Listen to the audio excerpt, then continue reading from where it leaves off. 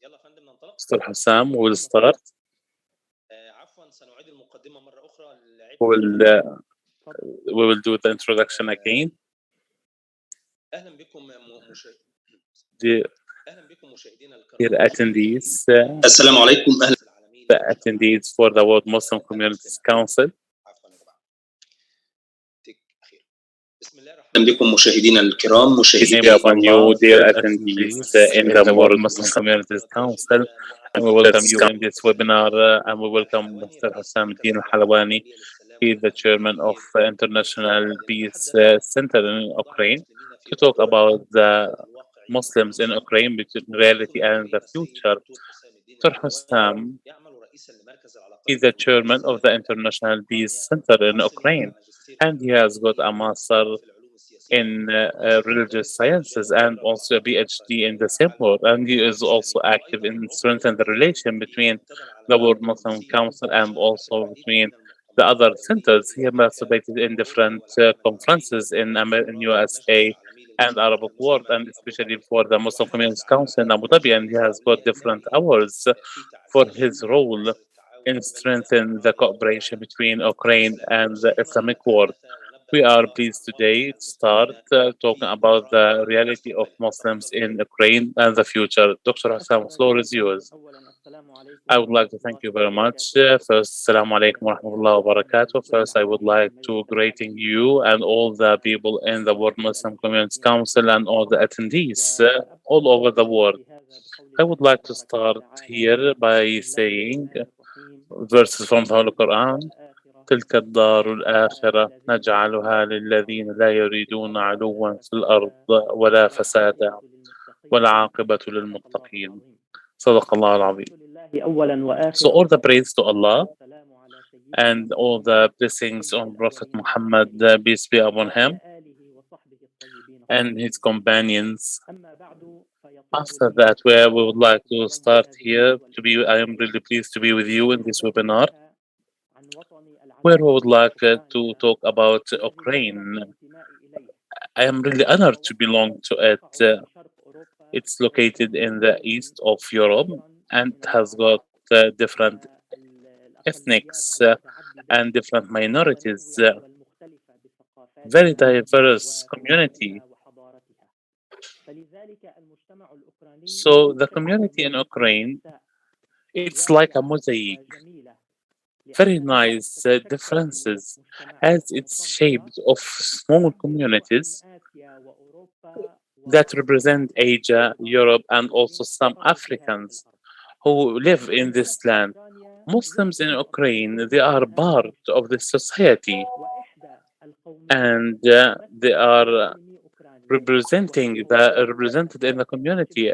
It's called Tatar in Al-Kurm Island, and it's considered in the constitution as part of the basic or founding people.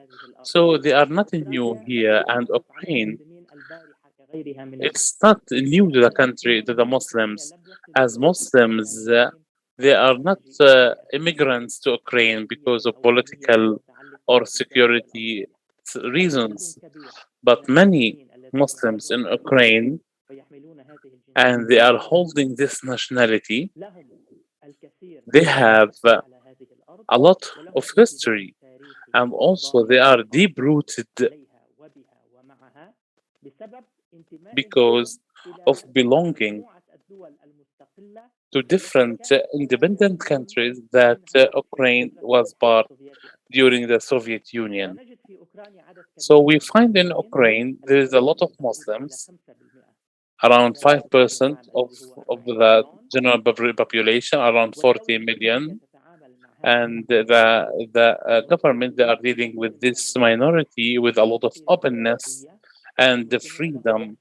So Muslims, they have got their own institutions, socially, religious, and even the ethnic centers, and also they are represented there.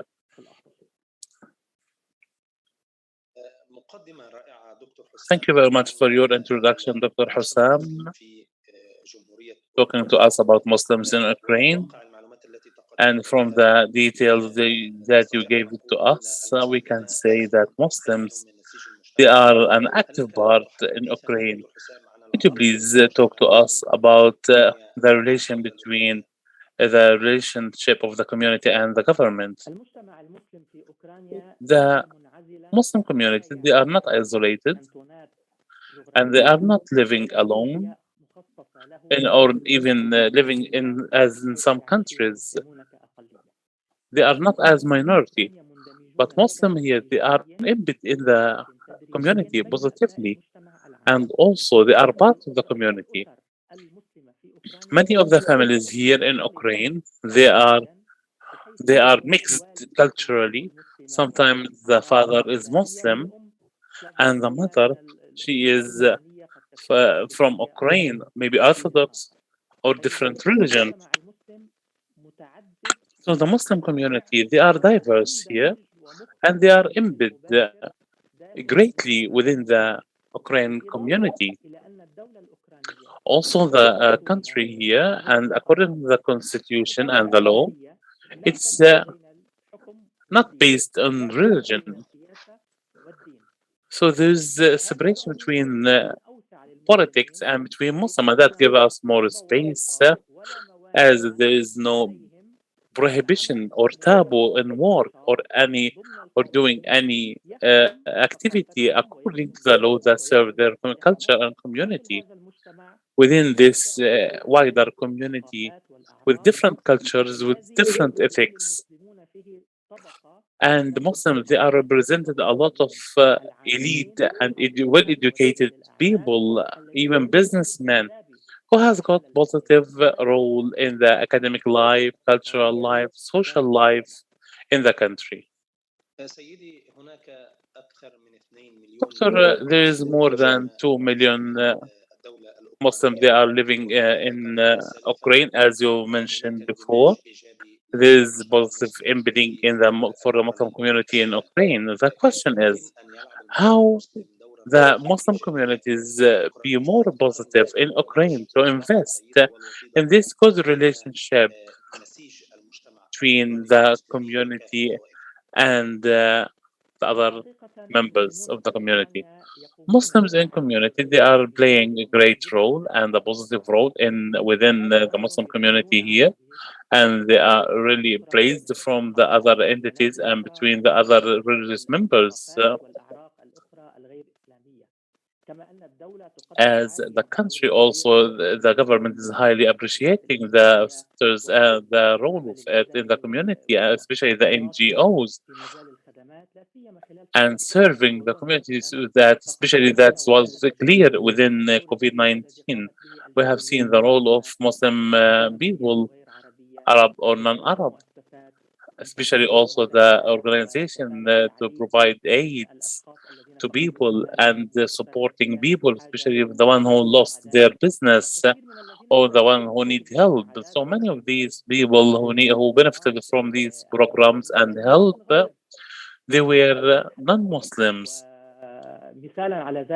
And an example like from it, many Muslims and even the NGO centers, humanitarian work, and or even charity Ukraine that's managed and supervised by Arab or Muslims who are well known in the Ukraine street, and that was has got positive impact in the media and the community and opened new doors for these organizations in order to remove many of these stereotypes or the phobia that people talk about it in the past, or people talk about Muslims, especially during the crisis in Ukraine. Dr. Hassam, if we talk, you are a model and an active member in the Ukraine community between the different Muslim community members in the east of Europe. Could you please speak to us about the leading position where the Muslim members under the constitution in Ukraine, like working freely without any hindrances? We can see that you As a member, you are taking a lot of importance, especially as an engineering the relationship between Muslims and Ukraine.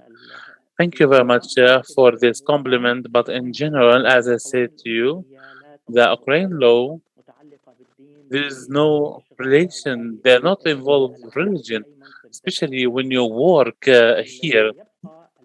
The most important thing is the effort and the responsibility of the Muslims themselves, the youth, and the well educated Muslims who live here in Ukraine. They need to take initiative, and also they need to exert more effort to have a leadership role.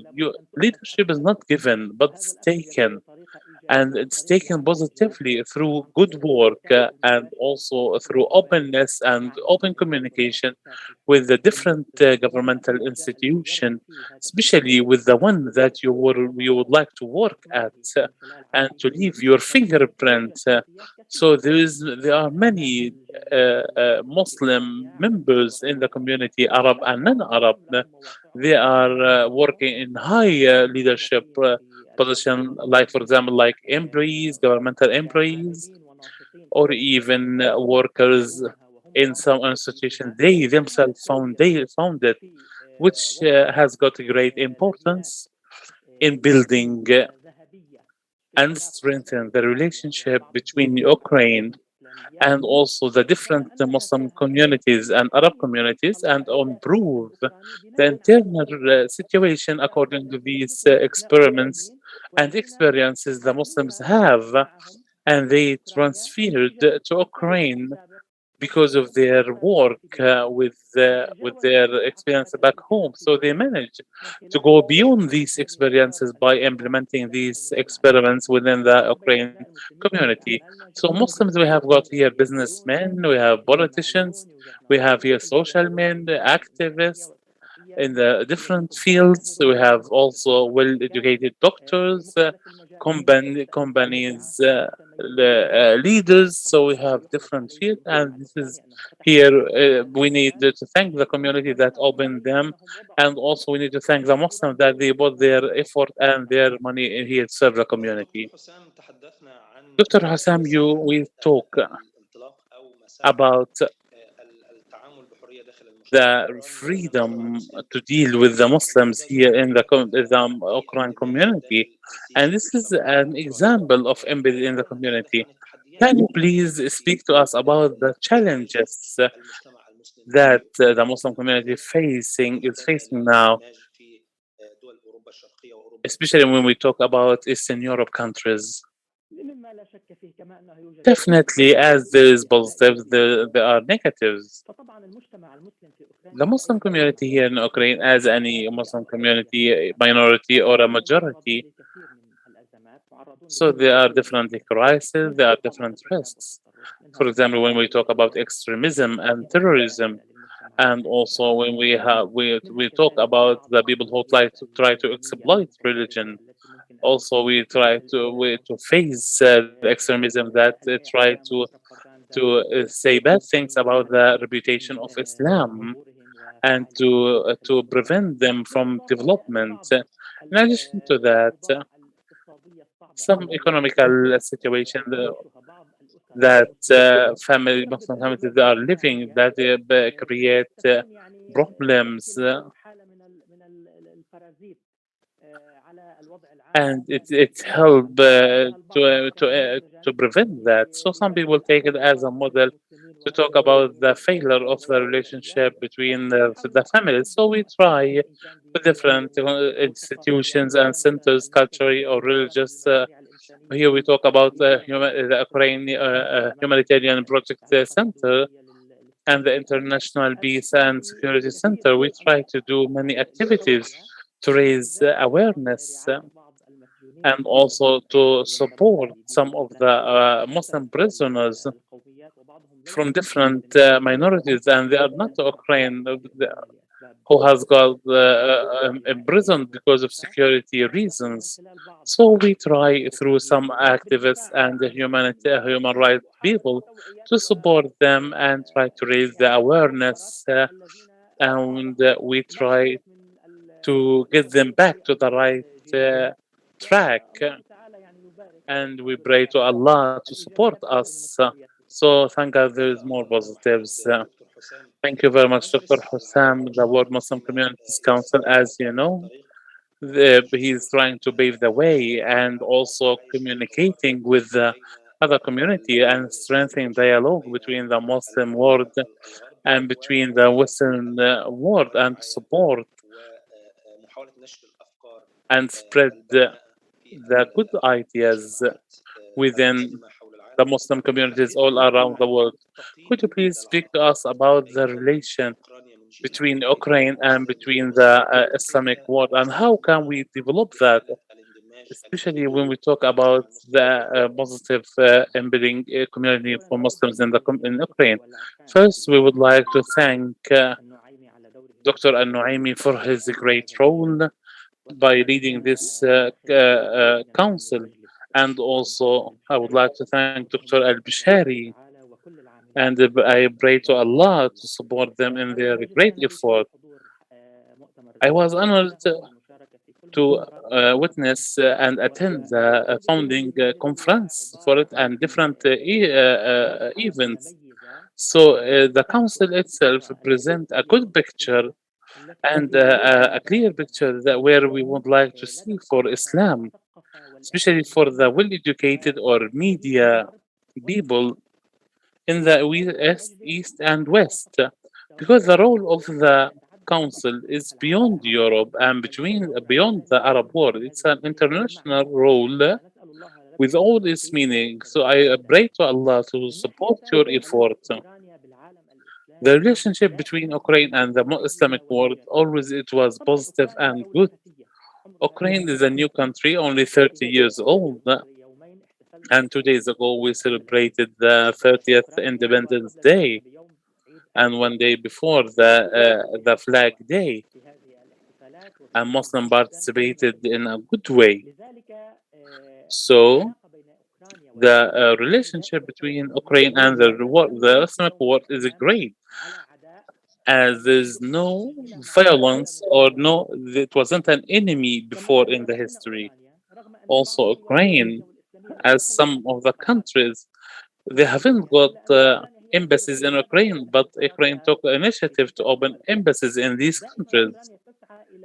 So always Ukraine took initiative to open more relationship with any countries in the Arab world or Islamic world, because Ukraine, even it's in the Europe or it's an Eastern country, and the people here with their culture, they are very close to the Eastern culture. And when they go to incline to the European Council, it's also close to our culture here in the Arab and Muslim countries. So we feel we are close together.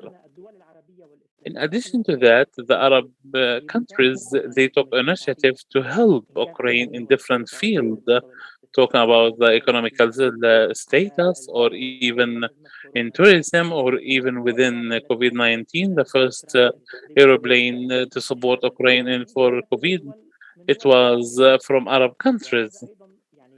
And this is not forgotten by the Ukrainian country, and they always save this favor. And we have seen President Vladimir. He visited different countries in the Arab and Islam countries to support them and to thank them for the support they are getting. What I want here and hope for it that these countries, through their centers, like for example, like the Muslim Communities Council, to strengthen this relationship with these countries, not only with the institutions and the countries, but also with through people, through culture, through the different ways out of from the protocols and the differences in politics in during the different times. So we wish this relationship to flourish and to have more support in the future to spread peace around the world and to explain our ideas and to protect our religion and our identity by spreading the correct Islamic way, the way for the good people and the people who would like here. We are here from the same ideas, and we would like to save it and the same that Allah He exists and He also supports His worshippers, and Allah ordered us to deal with people with good morals, with Muslims and non-Muslims, in order to protect the religion and our communities. So this word will become a secure passage and a clear passage for us to our second life, where we'll have a good life. After we spoke about the reality of Muslim people in Ukraine, can we please speak about the future of Muslim community in Ukraine and also the other Muslim communities in Eastern Europe? Ukraine, as you know, is an example for the Muslim councils in Eastern Europe as a whole, as the Muslim community here in Ukraine and the different establishment here talk about the different people or different organizations culturally or even from a religious perspective. It's one of the biggest here. Ukraine here, they are doing their best to develop positively in the future, in the middle term and long term, especially when we talk academically and scientifically. So the Muslim community here, they need to be ready to cope up with these development that's happening in the country, and also to be aware about the new rules and legislations in order not to have any legislation or contradiction in Ukraine with the country or with the government vision. We need to have a public strategy for Muslims here that's going along with the government vision. This is also need to be supported with the other institutions, especially the Muslim or the Islamic institution, the moderate institutions, the open ones, who would like to spread justice and also to spread coexistence with dignity and to protect the Muslim rights. With these institutions, the community here in Ukraine, they will have more experience and they will have the ability to create more capable people from the Muslim communities to be a member in the culture and civilization for Ukraine in the future. Dr. Hassan, we were pleased to have you within this presentation talk about the reality of Ukraine Muslims. And at the end of this webinar, I would like to thank you very much. And we were honored to have you, Dr. Hassan Hayawani, the chairman of the International Peace and Security Center in Ukraine, and hopefully to see you in the future. Looking forward to more webinars talking about the issues of Muslims around the world, organized by the World Muslim Community Council. Thank you very much for your attendance. See you soon. Take care. Thank you very much for hosting me, and I pray to Allah support your great effort with all the workers in this council. Thank you very much. Thank you, Dr. Hassan. See you soon.